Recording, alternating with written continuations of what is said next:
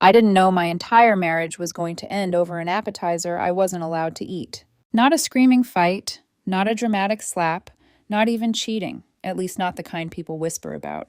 Just a museum, a velvet rope, and my husband smiling like he'd rehearsed my humiliation in the mirror. Last weekend, we walked into the Philadelphia Museum of Art for my brother-in-law's engagement celebration, Sophia Harrison's party. The kind of event where the lighting is soft on purpose and the flowers look like they cost more than a car. The Renaissance wing had been rented out like a private living room for people who treat history the way they treat waiters, as decoration.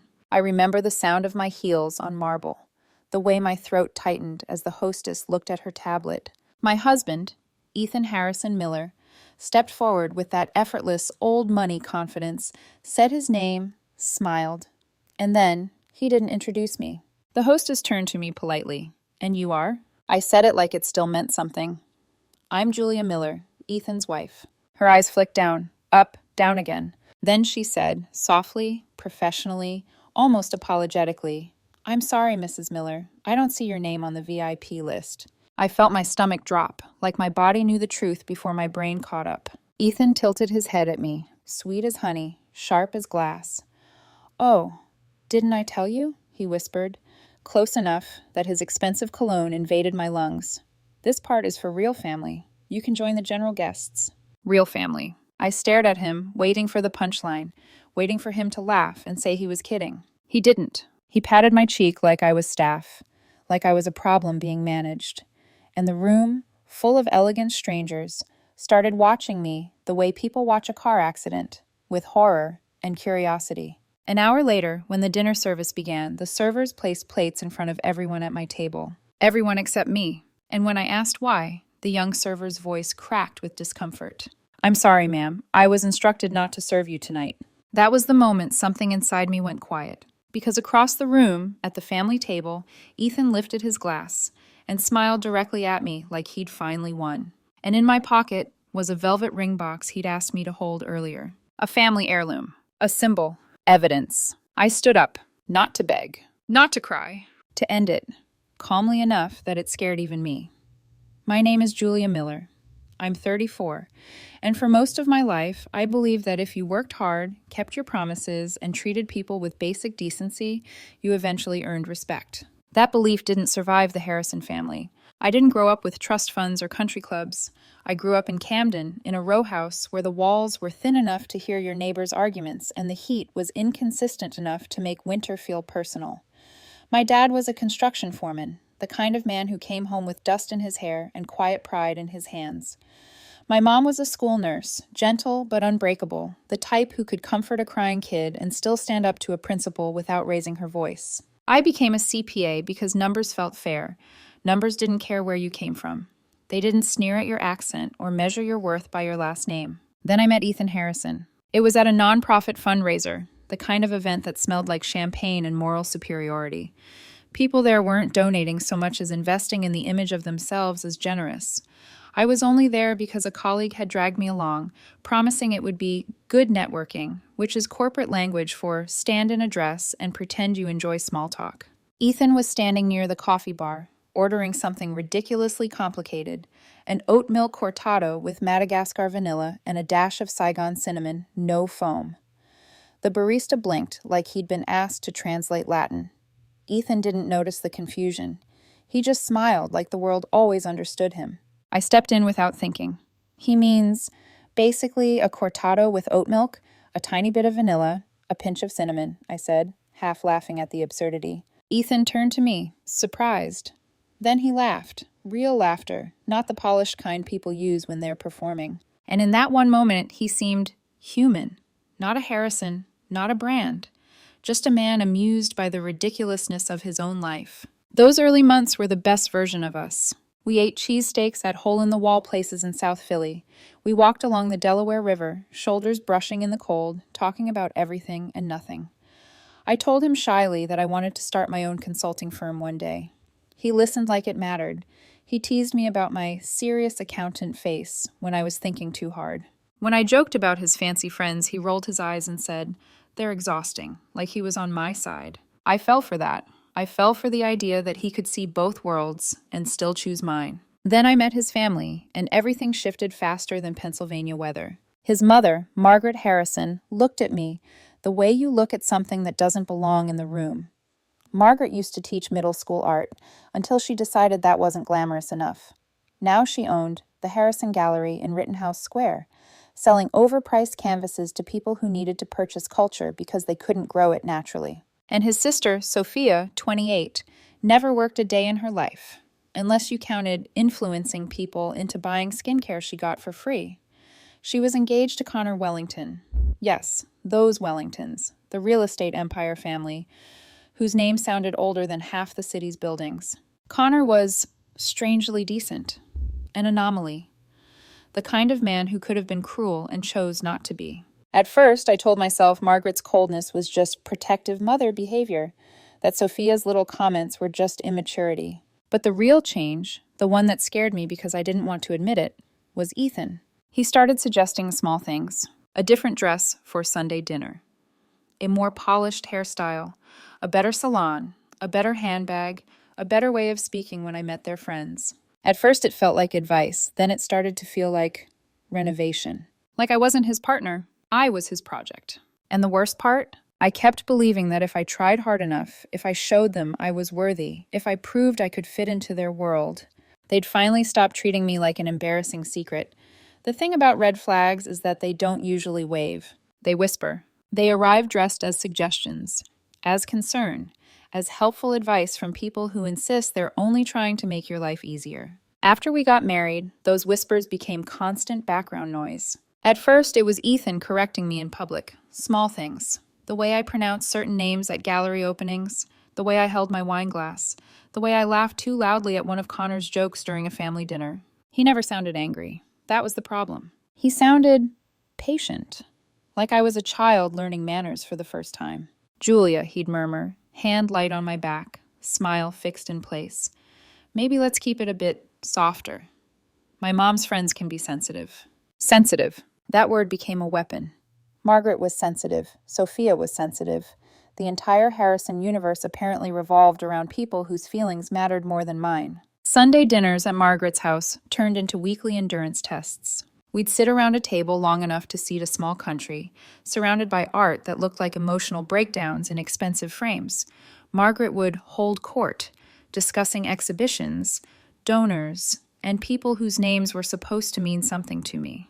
I learned to nod at the right moments. Sophia loved to compare. Connor's real estate projects, Connor's schedule, Connor's future.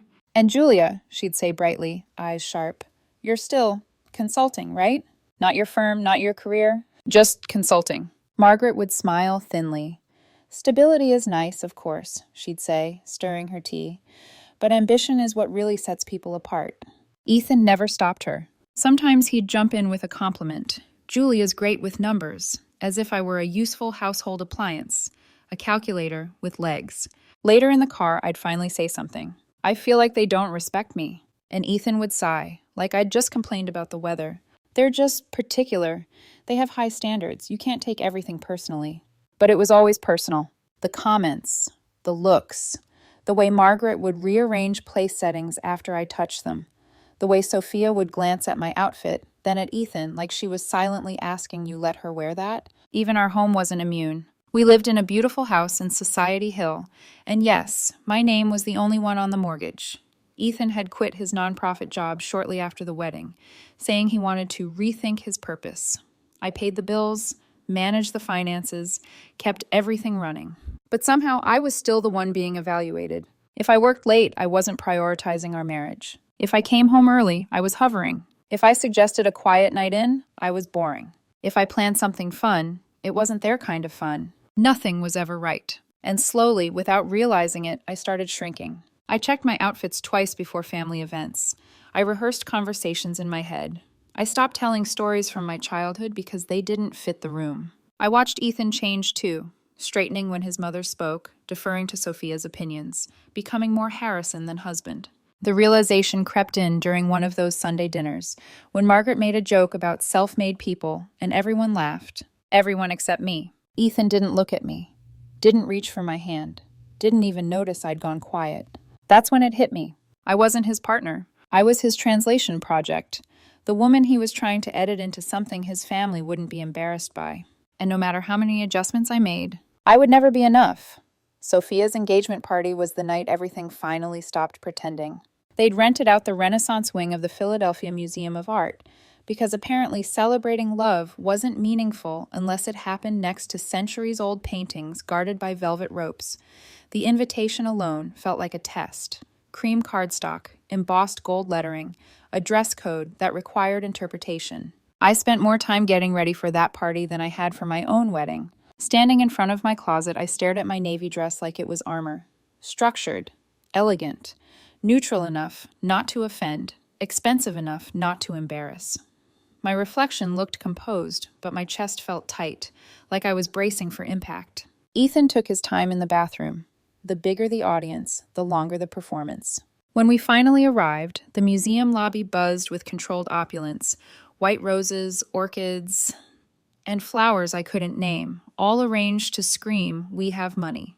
Classical music floated through the air, just loud enough to feel cultured, quiet enough to let people hear themselves being important. The hostess was exactly what you'd expect. Young, flawless, professionally trained to make wealthy people feel like royalty. "Good evening. Welcome to the Wellington Harrison engagement celebration." Ethan stepped forward. "Ethan Harrison Miller." She smiled immediately. Confidence recognized confidence. "And you are?" she asked me. "I'm Julia Miller, his wife." Her fingers paused over the tablet. Her eyes flicked down, up, down again. "I'm sorry, Mrs. Miller," she said, voice smooth but distant. "I don't see your name listed in the VIP section." The words didn't register at first. "There must be a mistake," I said automatically. Ethan turned toward me, and that's when I saw it. Not confusion. Not surprise. Something like satisfaction. "Oh," he said lightly. "Didn't I mention it?" "Mention what?" "This portion is for family only," he explained, like he was correcting a seating mix-up. "You can join the general reception when the main party starts." "Family only." I stared at him.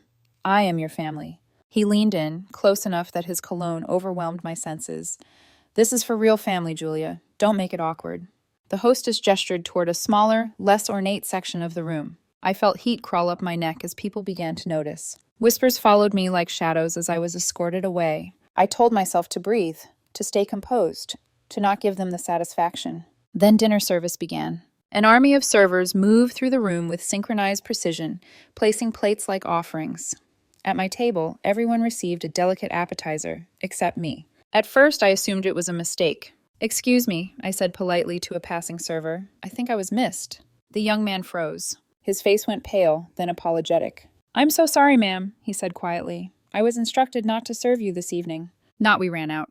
Not there was a mix-up. Not to serve you. The table went silent. The retired professor beside me looked horrified. His wife leaned over. "Would you like some of mine?" Her kindness almost broke me. "I'm okay," I lied. Across the room, I looked toward the VIP table. Ethan was watching me, smiling. Not broadly, not obviously. Just enough. He leaned toward Margaret and whispered something. Both of them glanced my way, amused.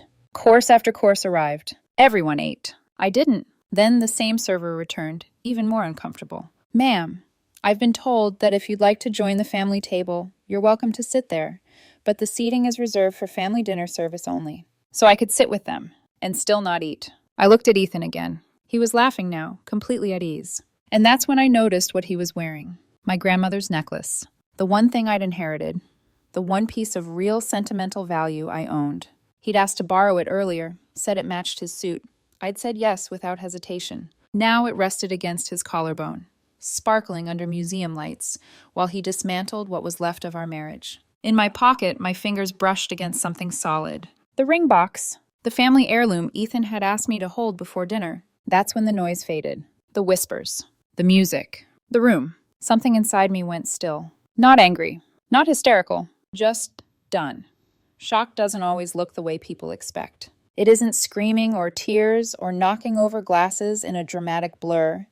Sometimes, shock is your body going perfectly still while your mind runs calculations it never wanted to make. I sat there at table 12, hands folded in my lap, staring at an empty place setting like it was a mirror. Across from me, strangers chewed carefully, unsure where to look. The professor cleared his throat too many times. His wife kept glancing at my plate, then at my face, like she was watching something fragile crack in slow motion. My heartbeat felt loud in my ears. Not fast. Heavy. Each thud landing with the weight of realization. This wasn't an accident. This wasn't miscommunication. This was a decision. I replayed every moment of the evening backward, the way you do when your brain is desperately searching for an alternate explanation. Ethan not introducing me. His smile. The way the hostess didn't look surprised. The server's rehearsed apology. The instruction had been given long before tonight. I wondered how long he'd been planning this. Days? Weeks? Did he discuss it with his mother over brunch? Did Sophia laugh when he suggested it? Or was it Margaret's idea, polished and cruel, presented as etiquette? And the most painful question of all, had Ethan hesitated at all? I remembered the first time he corrected my posture at a gallery opening. The way he'd once joked, "You'll get there," when I misused some art term. The countless times he'd asked me to just try a little harder. I'd thought those moments were growing pains. They were rehearsals. The server passed again, avoiding my eyes. I nodded politely, like this was normal. Like being denied food at your own family's celebration was just another social rule I hadn't learned yet. Across the room, Ethan lifted his glass, laughing at something Connor's mother said. He looked relaxed, happy, happier than he'd been with me in months. That's when the self-blame crept in. Maybe I was too much, too loud, too direct, too real. Maybe if I'd worn a different dress, spoken less, smiled more, become smaller, the thought made my chest tighten. I caught my reflection in a polished surface nearby. Composed, well-dressed, eyes a little too bright. I looked like a woman who had it together. I felt like someone who had been quietly erased. When the server returned again, voice barely above a whisper, "Ma'am, if you'd like anything to drink?" "No," I said gently, "thank you." I didn't trust my hands not to shake. I slipped my fingers into my pocket and felt the velvet box again. Solid, grounding, proof that I was still holding something real in a room full of performance. Ethan had handed it to me casually before dinner.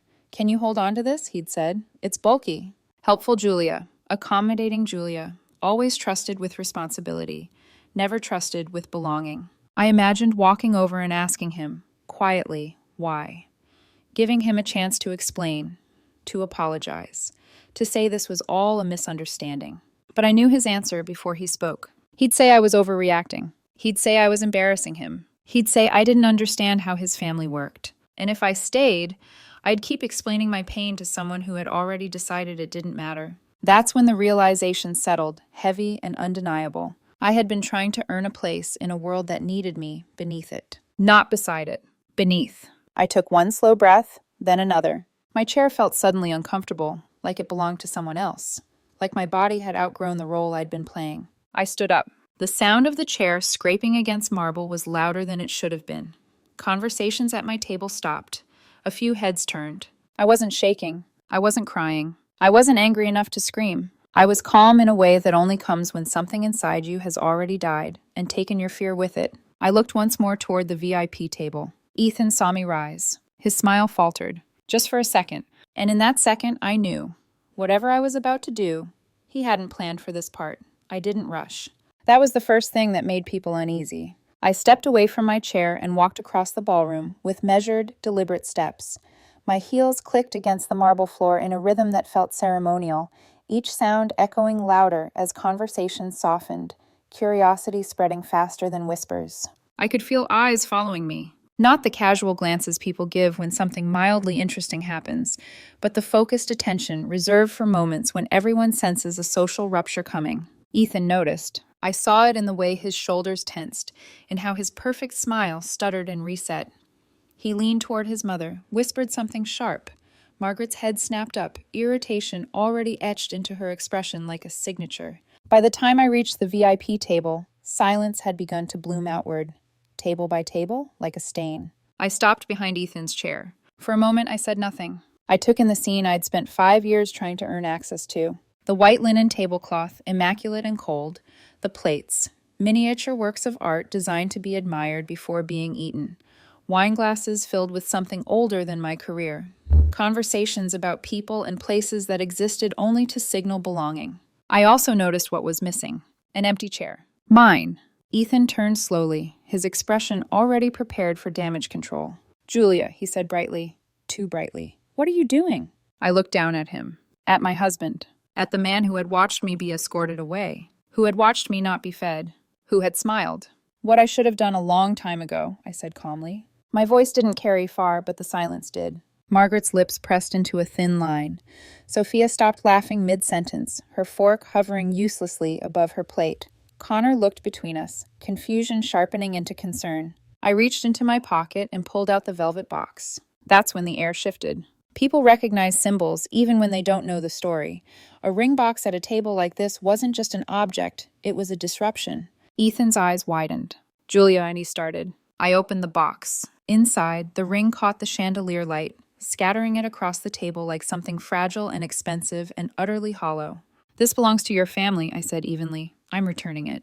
I placed the ring gently on the white tablecloth right beside Ethan's plate. The sound it made was small, a soft click, but it landed like a gunshot. I'm done, I continued, being corrected, being minimized, being treated like a guest in my own marriage. Ethan stood abruptly, his chair scraping loudly. You're overreacting, he hissed, dropping his voice. You're making a scene. I met his eyes. No, I said quietly. You did that when you decided I wasn't worthy of a meal. That was when Connor spoke. What do you mean, not worthy of a meal? He asked, his tone sharp, confused, and suddenly very awake. Margaret cut in quickly. This is a misunderstanding. No, Connor interrupted, standing now. It doesn't sound like one. Sophia's face had gone pale. Ethan, what did you do? Ethan's mouth opened, closed, reset. Before he could speak, a voice cut through the tension. Crisp, controlled, unmistakably authoritative. Are you telling me, said Vivian Wellington, rising from her seat, that this woman was deliberately excluded from the family dinner? The room froze. Vivian Wellington didn't raise her voice. She didn't need to. Power like hers lived in restraint. Ethan stammered. It was complicated. Was she served food? Vivian asked. No one answered. That's what I thought. Edward Wellington stood beside his wife, his presence heavy and unyielding. What I saw, he said slowly, was a woman being humiliated in public by the people who were supposed to protect her. The word humiliated rippled outward. Sophia burst into tears, loud and unfiltered. This is my engagement party. Connor turned to her, something hard settling behind his eyes. And apparently, he said, it's also a lesson. He looked at me then, really looked. I'm sorry, he said, and meant it. Margaret tried to salvage control. This is a private family matter. Vivian's gaze snapped to her. You don't get to call cruelty private. Connor reached into his jacket pocket, pulled out his own velvet box. Sophia gasped as he placed the engagement ring beside the one I'd returned. I can't marry into this, he said quietly. Not after what I just watched. Sophia made a sound that barely resembled a sob. The room erupted into murmurs. Ethan looked like he'd been hit. I didn't wait for the aftermath. I turned, walked away. Behind me, voices rose, chairs scraped. The sound of a carefully curated world cracking under its own weight. I didn't look back, because for the first time in years, I didn't need their approval to stand upright. The night air outside the museum felt colder than it should have been. Philadelphia in the evening has a way of stripping things down. No chandeliers, no curated lighting, no soft music to smooth over discomfort. Just traffic noise, concrete, and the truth echoing too loudly in your head.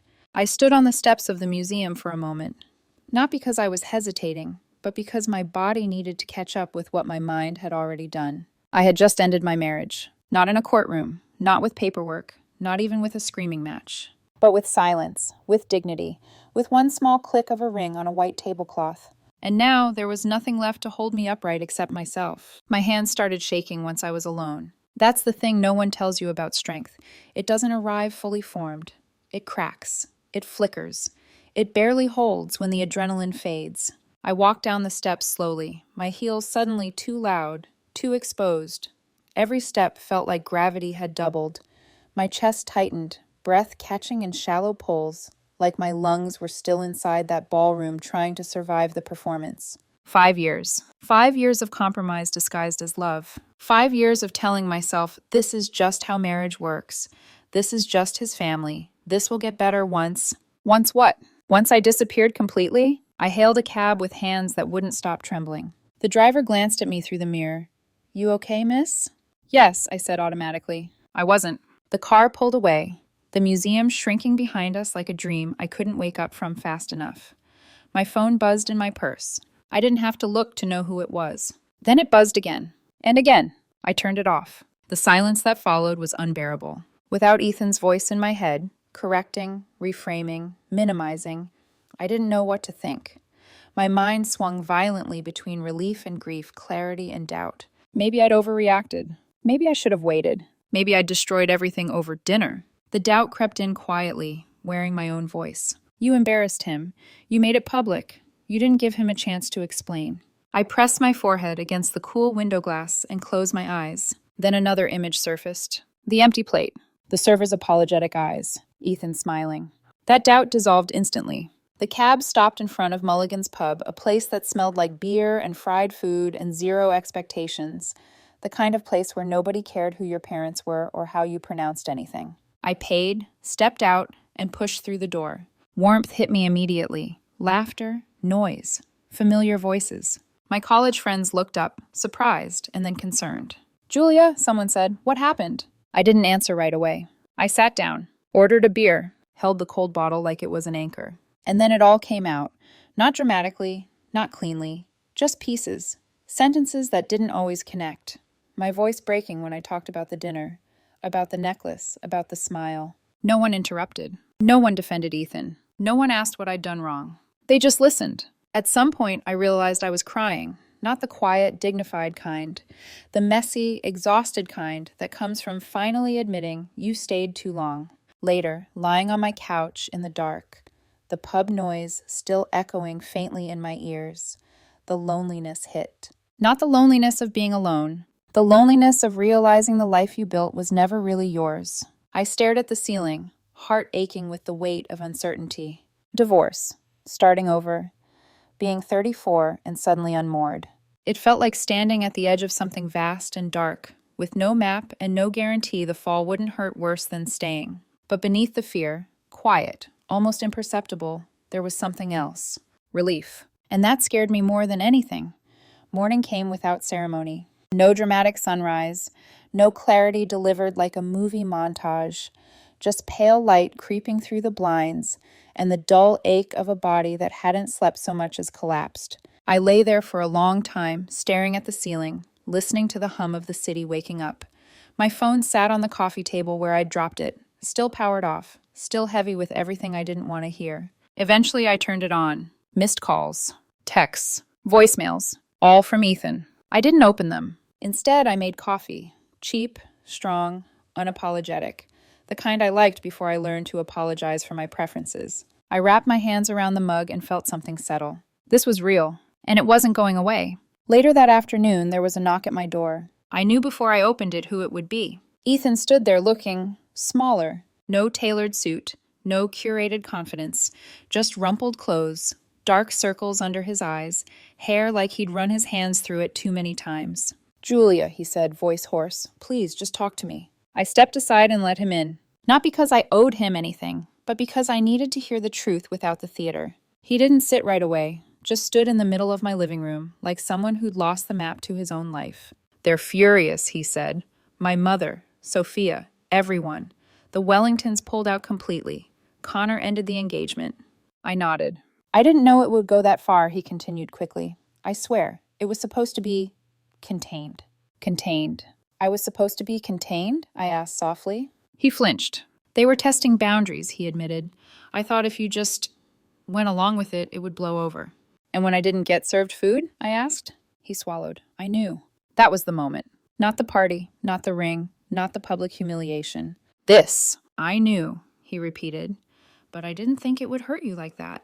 I stared at him. You didn't think being told I didn't deserve to eat would hurt me? Silence. I wanted them to accept you, he said finally, and I didn't know how to stand up to them without losing everything. So you let me lose instead, I said. His shoulders slumped. I loved you, he whispered. I believed him. That was the tragedy. He loved me the way someone loves a beautiful object.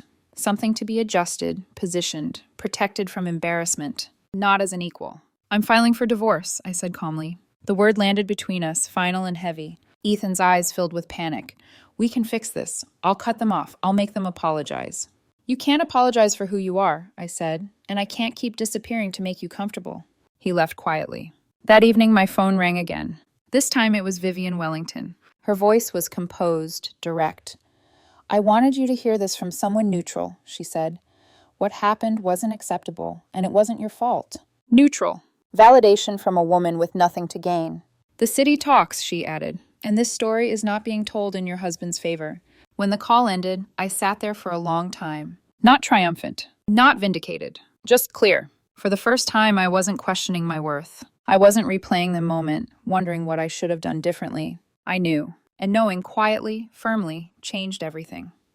The fallout didn't arrive all at once. It moved slowly, methodically, like truth usually does when it no longer needs permission. Within days, the story had spread through Philadelphia society. Not in dramatic headlines, not in public statements, but in murmurs over brunch tables, in lowered voices at gallery openings, in polite emails that suddenly went unanswered. The Harrisons tried to control the narrative. Margaret framed it as a misunderstanding. A private family matter blown out of proportion by emotions. She hinted, never directly, that I was unstable, overly sensitive, incapable of understanding their world. But stories don't survive without witnesses. And that night at the museum had too many. Connor Wellington didn't stay quiet. Neither did his parents. Invitations began disappearing. Donations dried up. The Harrison Gallery, once buoyed by appearances and social obligation, started bleeding money. Events were postponed. Exhibitions quietly canceled. Within months, Margaret was forced to sell the space she'd built her identity around. Sophia became something far worse than single. She became whispered about. People smiled politely to her face and crossed the street socially the moment she turned away. Her engagement ring, once the centerpiece of every conversation, was now a symbol of what not to align yourself with. Ethan unraveled more quietly. He moved out of the house without protest. Signed papers I slid across the table without argument. He stopped trying to defend his family once he realized no one was listening. One night, as he packed the last of his things, he stood in the doorway and said, "I didn't know who I was without them." "I did," I replied gently. "You just didn't want to be that person." He nodded. That was the last honest moment we shared. The divorce was efficient. No screaming, no drawn-out war. Just signatures. I stayed in the house for a while, long enough to reclaim it as mine, long enough to stop associating every room with compromise. Then I sold it. I downsized, moved somewhere quieter, somewhere lighter. My consulting firm, something I'd always treated like a someday dream, became real. Not flashy, not branded, just honest work for people who respected expertise more than pedigree. And then there was silence, not the lonely kind, the peaceful kind. No Sunday dinners, no rehearsed conversations, no calculating whether I was enough. One afternoon, months later, I found myself back at the same coffee shop where Ethan and I had first met. I ordered black coffee, no apology. A woman at the next table laughed suddenly. Bright, unfiltered laughter. She was watching cat videos on her phone like they were a gift to humanity. She caught my eye. "Sorry," she said, "this is ridiculous." "No judgment," I replied. "I once lost an entire afternoon to penguins slipping on ice." She grinned. Her name was Sarah. She was a kindergarten teacher. She thought pizza for breakfast was a valid life choice. She listened without scanning for status. We talked. Not about art galleries. Not about families. Just life. And for the first time in years, I didn't feel like I was performing. I used to think endings were loud, explosive, final, marked by slammed doors and raised voices and dramatic declarations that made everyone stop and stare. But the real ending, the one that actually mattered, was quiet. It happened the morning I woke up in my new apartment, sunlight spilling across bare floors, no artwork chosen to impress anyone, no furniture arranged to signal status, just space. Honest, uncurated space. I made coffee the way I liked it. I didn't check my phone. I didn't brace myself for judgment. I just existed. For a long time, I'd confused endurance with strength. I thought staying meant loyalty. I thought shrinking was maturity. I thought love meant adjusting yourself until nothing sharp or inconvenient remained. I was wrong. Love doesn't require you to disappear. Family doesn't make you earn food. And respect is not something you negotiate for at a table where you're never meant to sit. What Ethan and his family taught me, without meaning to, was that some doors don't need to be forced open. Some of them need to be walked away from. I didn't win anything that night at the museum. I lost a marriage. I lost a future I'd planned. I lost people I thought would stand beside me. But I gained something far rarer. Clarity. The understanding that dignity is not dramatic. It's quiet, steady, and non-negotiable. that the most powerful thing a woman can do is stop asking for permission to belong. I don't hate Ethan. I don't even resent his family anymore. They showed me exactly who they were, and in doing so, they freed me from ever trying to be enough for them again. These days, my life is smaller on the outside, but it fits. And if there's one thing I want anyone listening to take from this, it's this. If someone makes you feel like love is conditional, if you're asked to earn basic kindness, if you're starving at a table that claims to be family, you're not the problem. Sometimes the trash doesn't just take itself out. Sometimes it takes the illusion with it, and what's left is room to breathe.